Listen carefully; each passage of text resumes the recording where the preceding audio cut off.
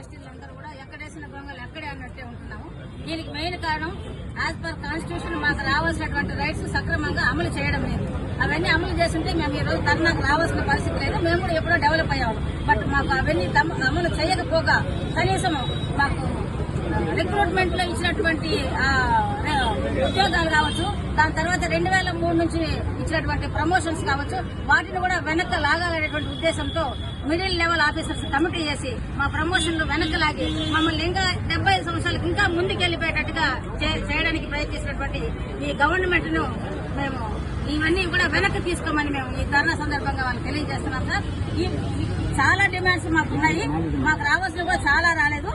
Main గా మేము ఉద్యోగస్తులుగా కాన్సిక్వెన్షియల్ సీనియారిటీ మాకు ప్రతి క్యాడర్ లోనే కూడా ఇంప్లిమెంట్ చేయాలని మేము డిమాండ్ చేస్తున్నాము.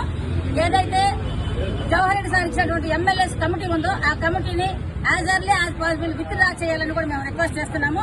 అదేవిధంగా R&B డిపార్ట్మెంట్ లో ఎంపవర్ కమిటీ రిపోర్ట్ కూడా అమలు చేయాలని కోరుకుంటున్నాము. అదేవిధంగా ఇరిగేషన్ డిపార్ట్మెంట్ లో సీనియర్స్ కు FACలు ఇన్ఛార్జీలు ఇవ్వాలని, వాటిలో కూడా ROR ఇంప్లిమెంట్ చేయాలని, కేటీల్లో కూడా నిలిచిపోయినటువంటి ఓసీలో కానీ ఎస్సీలో కానీ అందరూ కూడా ప్రమోషన్స్ అన్ని కంటిన్యూ చేయాలని మేము కోరుకుంటున్నాము సార్.